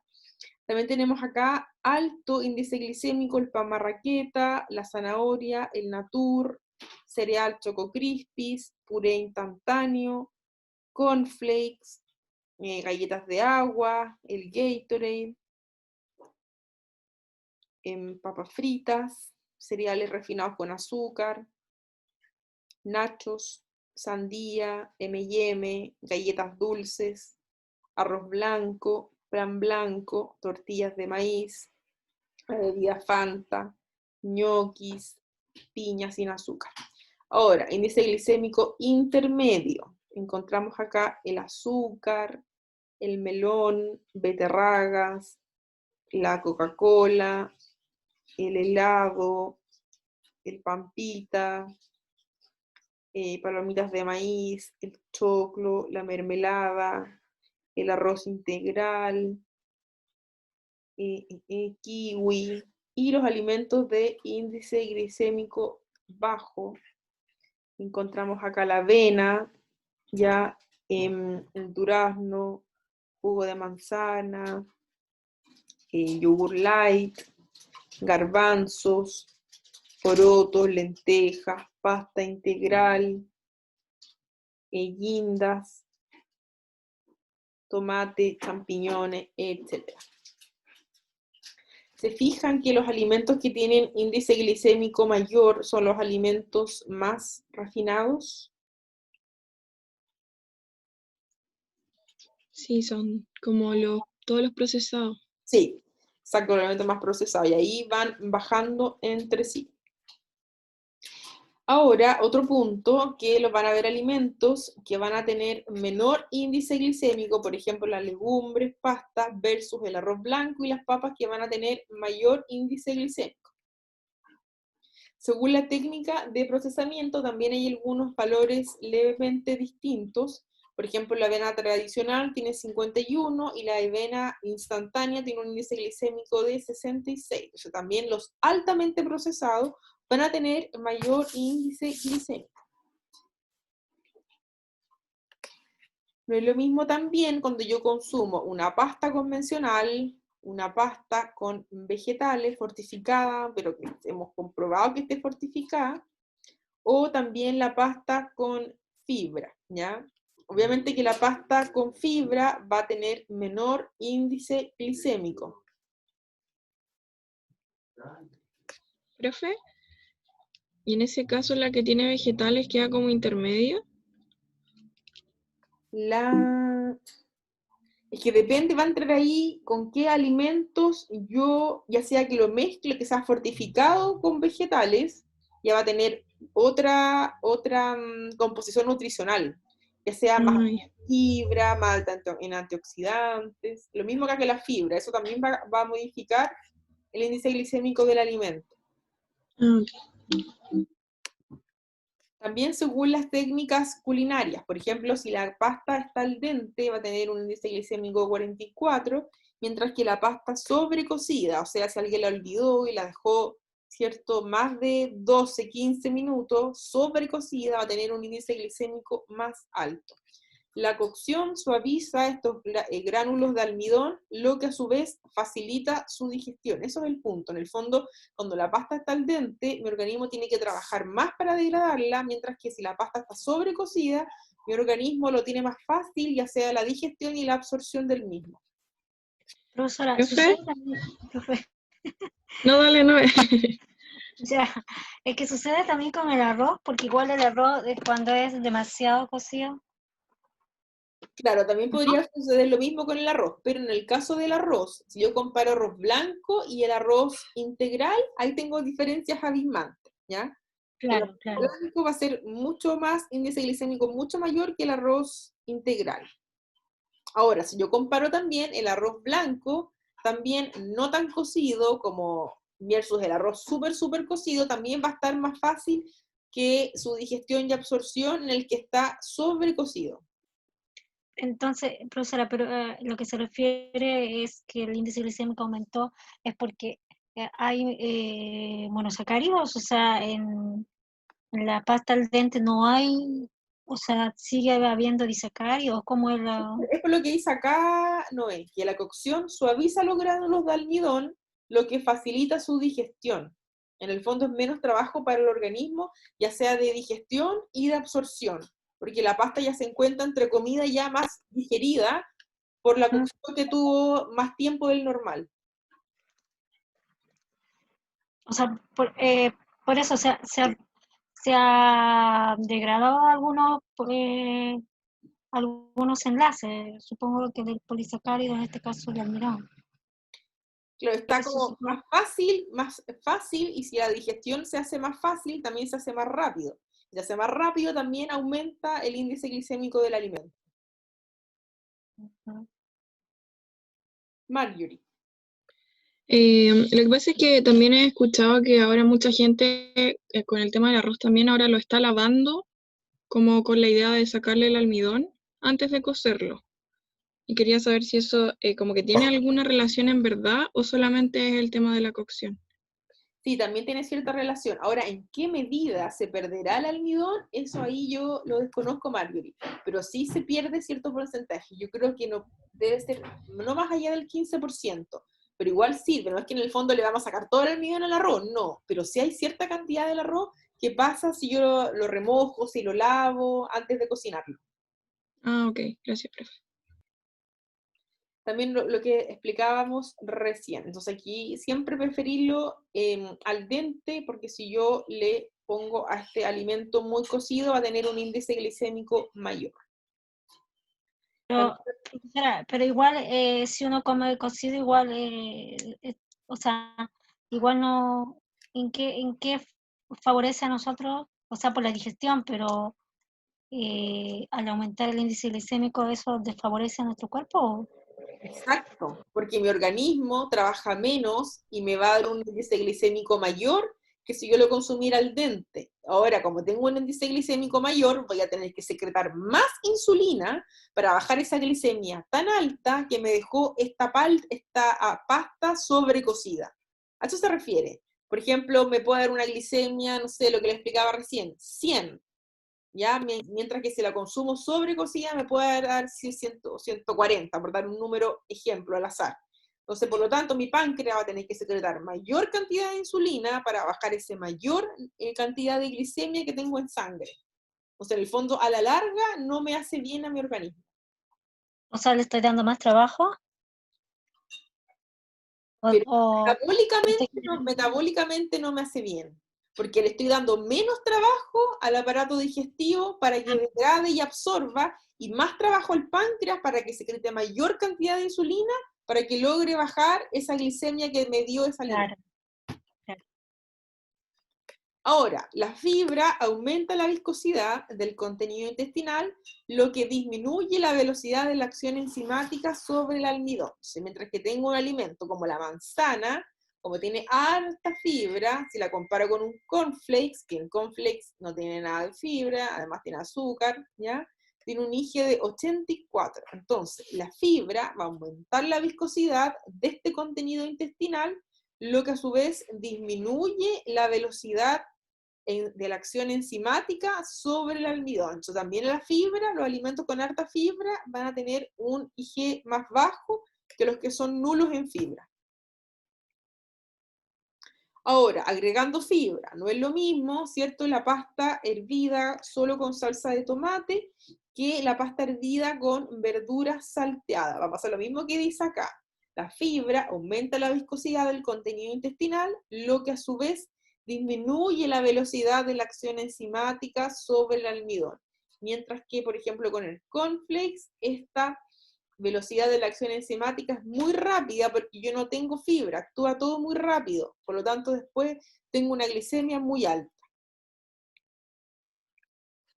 O sea, casi la combino esta pasta con verduras salteadas, que también van a ser altas en fibra, voy a tener un menor índice glicémico.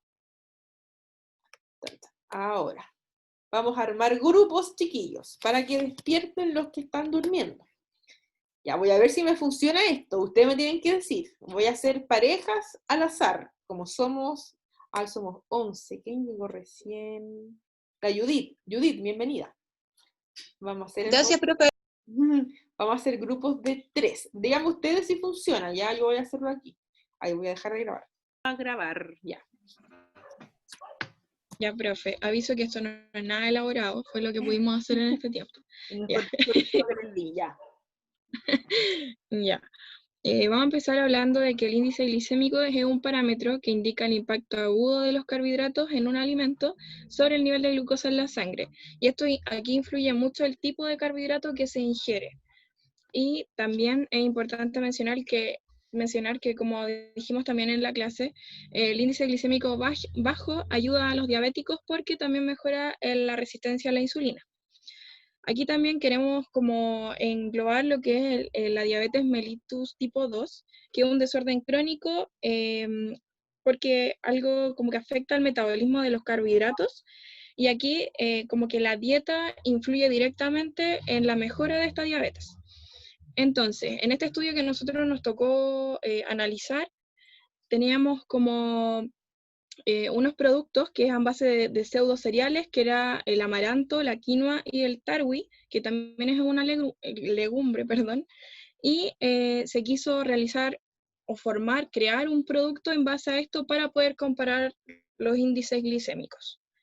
Y ahora los dejo con mi compañera. Bueno, básicamente utilizaron como un producto de referencia, que en este caso fue la glucosa, y otro que fue con estas legumbres, que realizaron como una especie de una harina. Entonces le tomaron como que los valores sanguíneos antes de consumir esto, y luego tomaron lo que es la glicemia postprandial. Y realizaron como la curva de tolerancia, donde se evidenciaba que después de este producto el índice de glicemia era bastante bajo. Entonces hubo una mejoría en las personas que tenían como estas patologías como la diabetes, y también en algunas personas que como que tenían ya, como que iban por esa vía, pues que tenían como la glicemia bastante alta, pero todavía no llegaban a esta enfermedad. Y a ver, básicamente fue eso, los resultados. Marjorie o Francis pregunta, para ordenar los 3 alimentos, el amaranto, la quinoa y el tarwi, ¿cuál de los 3 era más alto? ¿Cuál era medio? ¿Eran los 3 bajos? ¿Era similar el índice glicémico?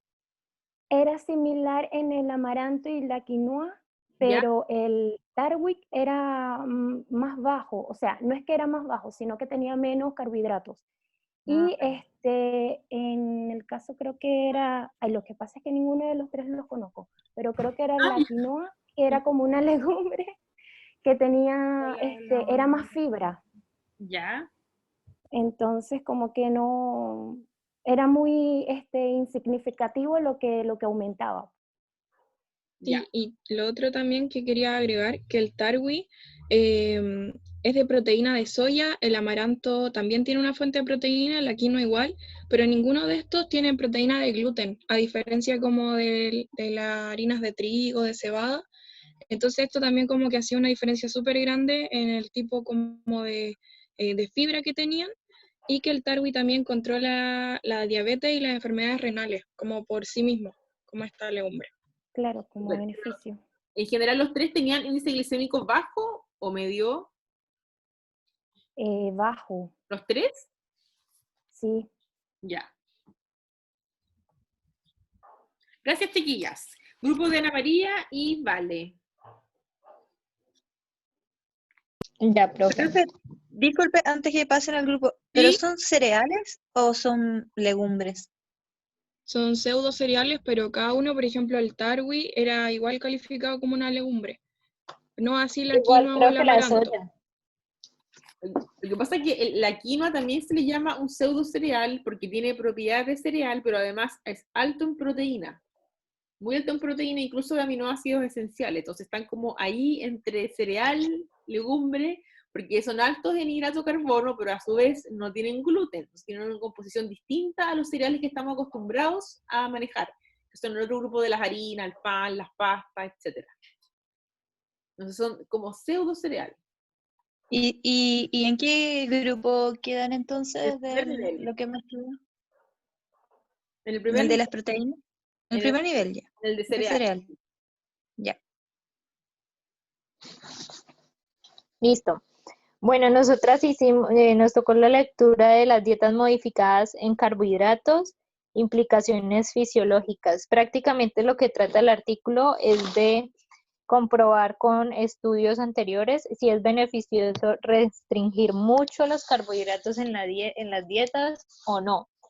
Entonces, bueno, empieza diciendo que las dietas anteriormente eran como para que la persona estuviera saludable, pero ahora último están enfocadas en que la gente pierda de peso más que en el estado nutricional como tal.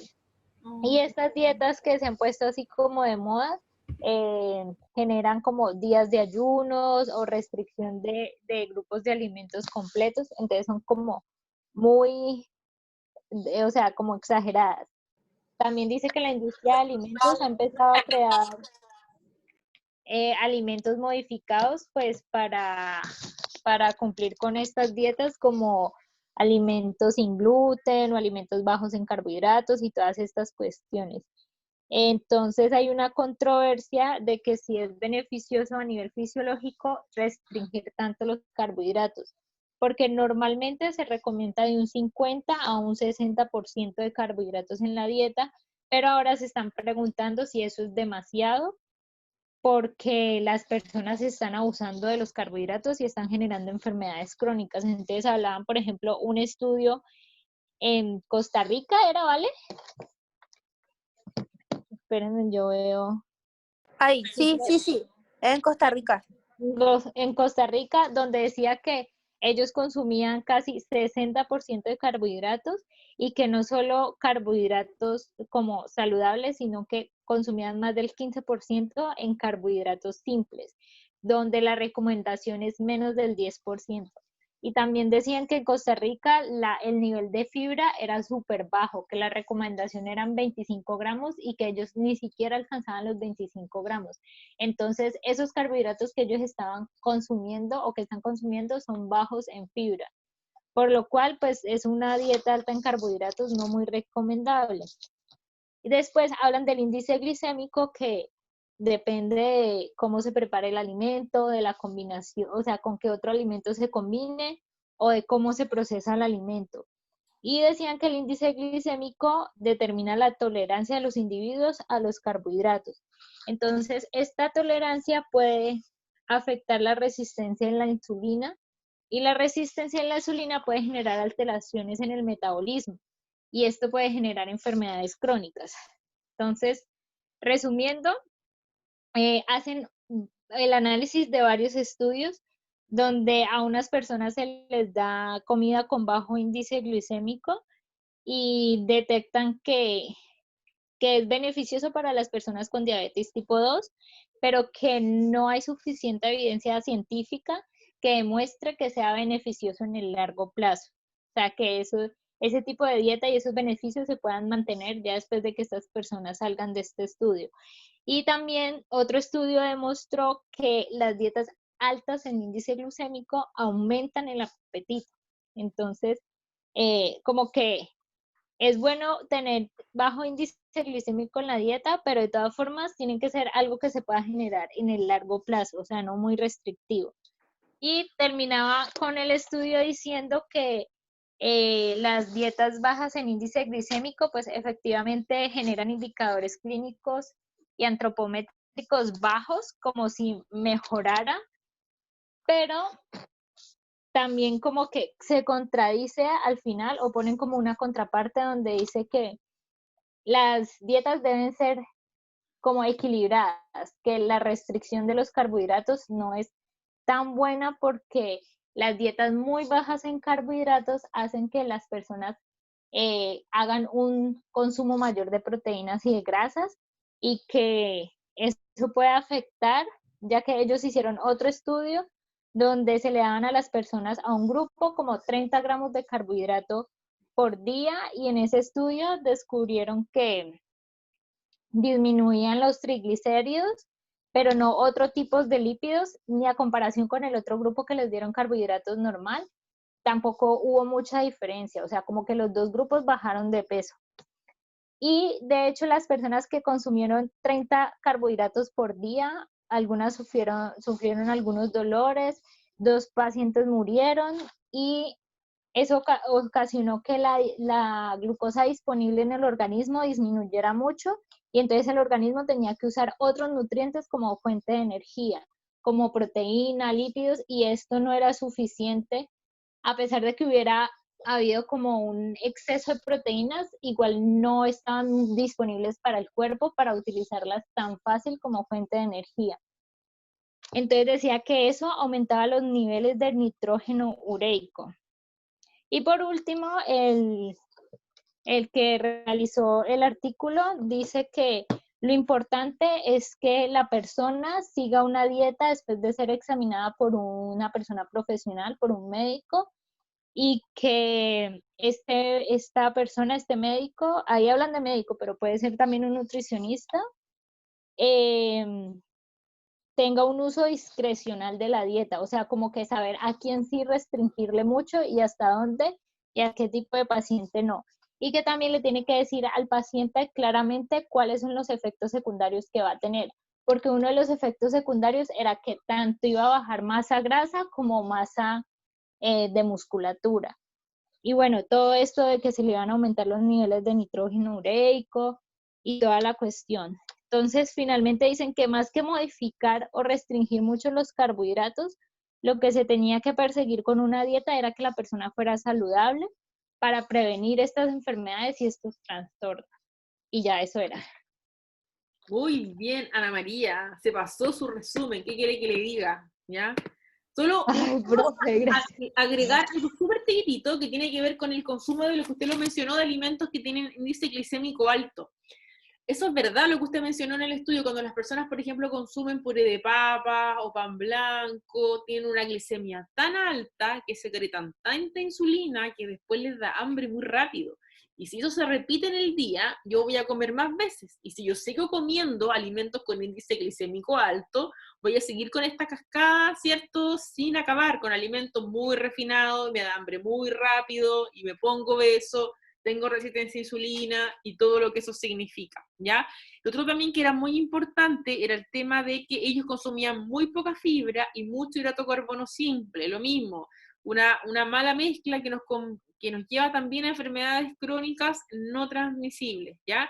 Y su resumen y su cierre final, Ana María, está súper bueno porque ¿qué pasa actualmente? Yo restringo mucho, o sea, si a una persona le doy 30 gramos de hidrato de carbono al día, espero, no sé, 0,3 gramos por kilogramo de peso, cuando la recomendación es de 3 a 5.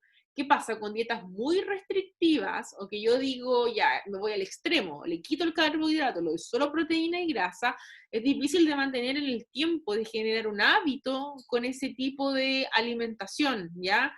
Ahora, no digo que las personas, por ejemplo, que están con obesidad, no se les deba quitar. De hecho, deben tener una disminución, ¿cierto?, para que su balance energético sea negativo y eso provoque, ¿cierto?, la pérdida de peso en el tiempo. Pero eso también tiene que ser medido. Una persona no lo va a decir a todos por igual, no, usted tiene que perder 5 kilos por mes, ya es algo que va a ser medido, cada persona va a tener su meta, de acuerdo a su estado de motivación, a su etapa de prochasca que se encuentre, ya su peso actual y una serie de otros factores. Ya, chiquillos, la próxima semana sigue el grupo 3, 4 y 5, ¿ya? Profesora, ¿el resumen se tiene que entregarlo antes o el día ese mismo día? El mismo día lo presentan igual que sus compañeros. Ah, ok. Simplemente lo conversan, ¿ya? Profe, ¿puede subir el PPT que vimos hoy, porfis? Ya, se va a llamar hidrato carbono parte 1, ¿ya? Por si acaso, ¿ya? Profe, y todos vamos a ganar décimas, ¿cierto? ¿Por qué? ¿Y por qué cosa? No me acuerdo. Ahí vamos a conversar las décimas,